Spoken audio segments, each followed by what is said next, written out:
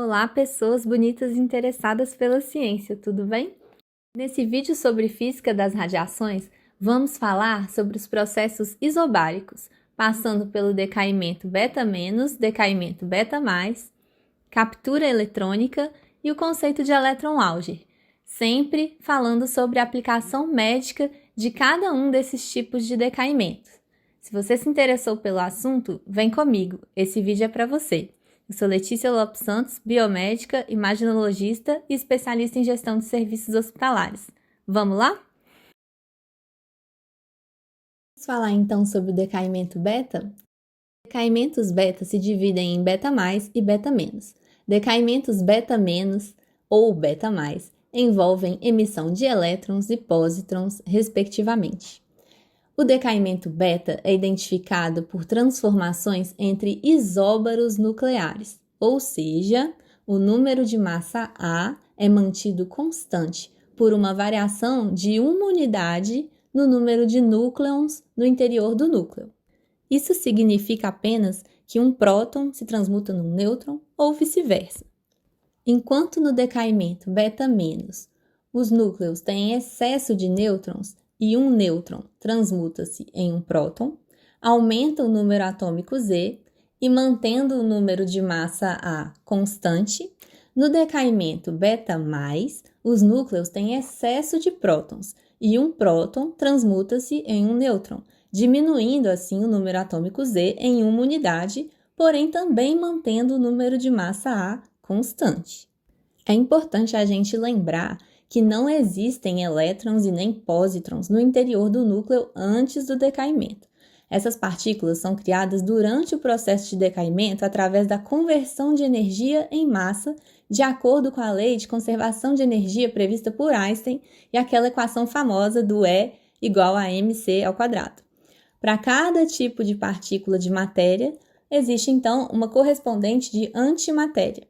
A antimatéria é rara e desaparece rapidamente. Nos decaimentos beta, existem o neutrino e o antineutrino, que são partículas de matéria e antimatéria que atuam na conservação de energia durante o processo de decaimento. Mas vamos falar de cada uma dessas partículas com mais calma a partir de agora. Falando sobre decaimento beta-, existem cerca de 660 emissores beta-. Nesse tipo de decaimento, os núcleos têm nêutrons em excesso, por isso são instáveis. No decaimento beta-, um nêutron transmuta-se em um próton, produzindo um radisótopo filho com um número atômico Z acrescido de uma unidade, enquanto que o número de massa, que é dado pela soma de prótons e nêutrons, se mantém constante. Durante o decaimento é emitido um elétron de origem nuclear e de carga negativa, ou também chamado négatron, mais um antineutrino, que é uma antipartícula que aparece para a conservação da energia da reação desse tipo de decaimento.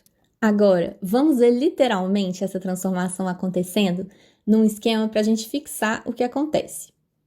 Então, a gente tem um radisótopo π de número atômico Z, com excesso de nêutrons e de energia, e, portanto, instável. Ele vai transmutar um nêutron em um próton no núcleo, decaindo assim no radisótopo filho com número atômico Z+1 e emitindo uma partícula beta-, ou seja, um elétron de origem nuclear de carga negativa, ou também chamado négatron, mais um antineutrino, que é a antipartícula que aparece para a conservação da energia nessa reação de decaimento.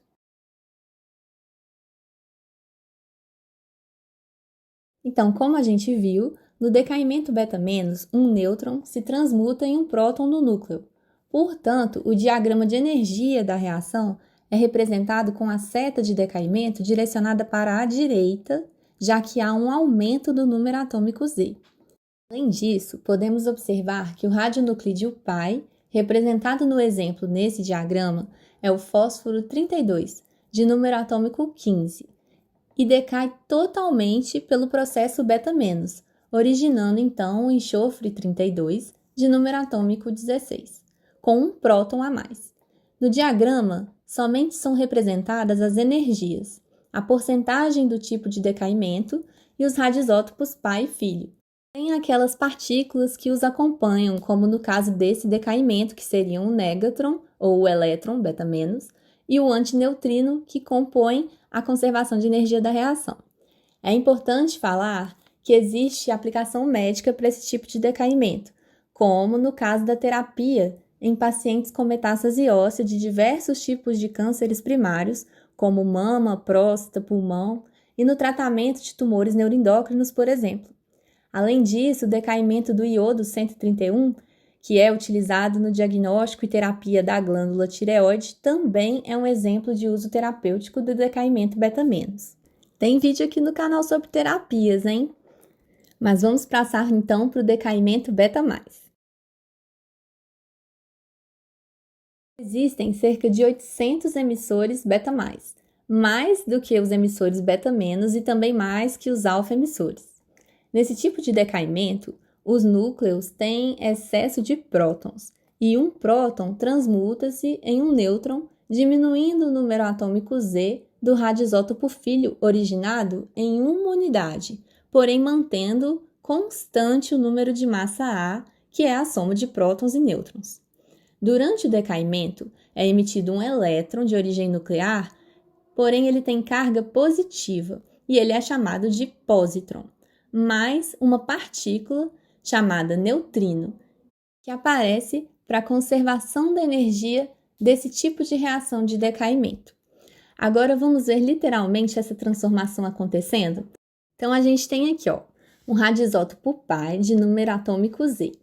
E ele está com excesso de prótons e de energia e, portanto, instável.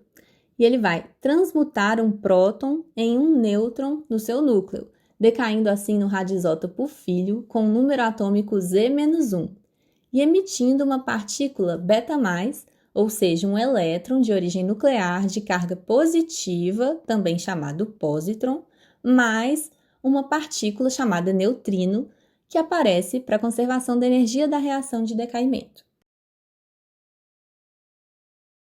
Como a gente viu então, esse decaimento corresponde à conversão de um próton no núcleo em um nêutron, mais um pósitron e mais um neutrino, sendo os dois últimos ejetados. Mas, para que ocorra o decaimento beta+, a massa do átomo π deve ser maior que a soma da massa do átomo filho mais a massa de repouso de 2 elétrons. Se a gente reparar, a massa do pósitron mais a massa do nêutron formados superariam a massa do próton que lhes originou via decaimento. Então, isso sugere que há outros núcleons envolvidos fornecendo a energia necessária para que esse processo de decaimento ocorra. No diagrama de energia, então, a gente pode notar o valor mínimo da massa de 2 elétrons, que corresponde a 1,022 megaelectronvolts iniciais, para que se comece a ocorrer, então, essa reação de decaimento. No diagrama, essa representação é essa linha reta vertical em azul. Nesse diagrama, como exemplo, a gente tem representado o radioisótopo nitrogênio 13 com número atômico 7, que transmuta-se em carbono 13 de número atômico 6, mantendo constante o número de massa, porém diminuindo em uma unidade o número atômico desse radioisótopo filho. Dessa forma, como a gente já aprendeu, o diagrama tem a seta que indica a reação de decaimento dirigida para a esquerda, indicando essa diminuição do número de prótons no núcleo. Lembrando também que nesse processo, apesar de não representado no diagrama de energia, há a emissão do pósitron e do neutrino, que contribui na conservação da energia da reação. Em termos de aplicação médica prática, existe para esse tipo de decaimento a realização do exame de PET-CT. Vamos entender isso melhor? Como a gente já havia comentado, para cada tipo de partícula de matéria existe uma correspondente de antimatéria. E a antimatéria é rara e desaparece muito rapidamente. A aplicação médica tem a ver com o destino do pósitron. O pósitron liberado por essa reação de decaimento sofre uma reação de aniquilação. Mas o que seria isso então, né? Isso significa que o pósitron, após ser liberado, ele vai perdendo gradualmente a sua energia cinética e termina por combinar-se a um elétron livre no meio. Quando uma partícula de matéria e uma de antimatéria se combinam, como é o caso de ambos, pósitron e elétron, de cargas contrárias e mesma massa e natureza, elas se aniquilam e produzem uma grande quantidade de energia emitindo raios gama. Vocês lembram lá do valor inicial da massa de 2 elétrons para que pudesse ocorrer o decaimento beta+? Esse valor energético corresponde a 1,022 megaelectronvolts, justamente a soma dos 511 megaelectronvolts liberados quando o pósitron e o elétron do meio se juntam, formando o positrônio, que é uma espécie que instantaneamente libera 2 fótons de 511 megaelectronvolts de sentidos opostos numa mesma direção na reação de aniquilação. Esse é então o princípio utilizado na formação da imagem nos equipamentos PET, que detectam assim os 2 fótons simultaneamente com os seus sensores circulares de 360 graus e registram essa coincidência para cada um dos eventos detectados dessa forma. A imagem é formada assim de acordo com os eventos de coincidência captados por esses receptores sensíveis que constam no equipamento circular em que o paciente está inserido no momento da realização do exame. Os radiofármacos emissores de pósitrons funcionam com esse tipo de decaimento beta+, como, por exemplo, o fluordesoxiglicose, FDG, marcado com flúor 18, que tem como uma de suas utilizações o diagnóstico de neoplasias malignas, ou o galho 68, que é utilizado para diagnósticos de tumores neuroendócrinos. Vamos então agora falar sobre a captura eletrônica? Ela é um processo isobárico, então quando a gente olha a equação geral de captura eletrônica, podemos ver que o número de massa A também mantém-se constante, como nos decaimentos beta. Ocorre em nuclídeos instáveis, com proporção nêutrons-prótons muito baixa, ou seja, os núcleos que sofrem essa transformação contêm mais prótons do que nêutrons no núcleo, e portanto esse processo compete com o decaimento beta+. E a gente pode observar também na equação de decaimento geral que o número atômico Z diminui de uma unidade como ocorre no decaimento beta+. Mas ao invés de emitir um pósitron, emitem-se raios-x característicos. Bom, qual a outra maneira de um próton se transformar num nêutron? Como o nêutron é uma partícula neutra, ele deve se combinar a um elétron. Um próton do núcleo, então, captura um dos elétrons orbitais e 90% das vezes esse elétron pertence à camada K, que é a mais próxima ao núcleo, transformando-se assim num nêutron. Isso ocorrendo, o elétron orbital capturado deixa uma vacância, ou seja, o lugar dele no orbital fica vago e tende a ser preenchido por um elétron de um outro orbital mais energético, que por sua vez também vai deixar um lugar vago. E existe então a emissão de raios-x característicos nessa migração dos elétrons entre os níveis eletrônicos.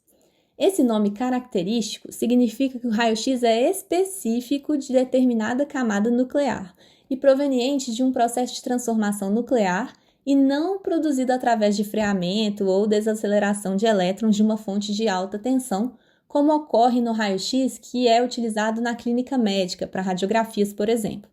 Esse raio-x característico, então, é diferente em termos da forma como é produzido, já que tem origem em um elemento radioativo. O princípio de funcionamento do raio-x utilizado na clínica é explicado no vídeo Aplicações Médicas das Radiações aqui do canal.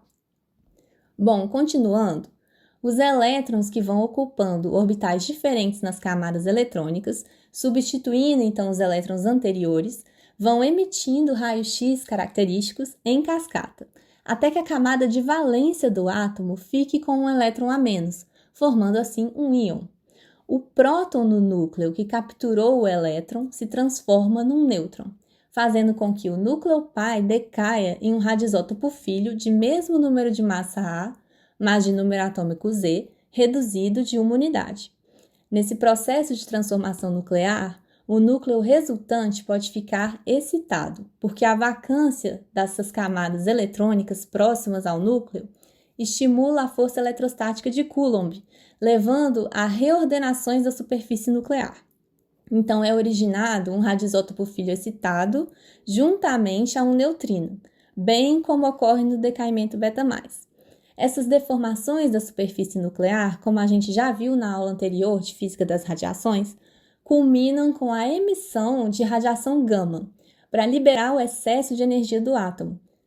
Tanto a radiação gama, liberada nesse caso, quanto os raios X são radiações ionizantes, sem massa nem carga. Porém, a frequência dos raios gama é maior que a frequência dos raios X. E, consequentemente, isso nos fala sobre a energia dos raios gama ser também maior do que a dos raios X, o que corresponde com a sua origem.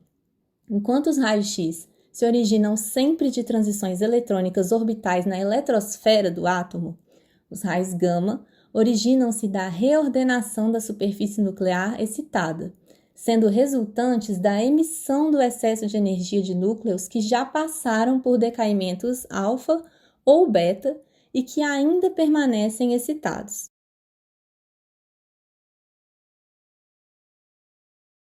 Uma observação.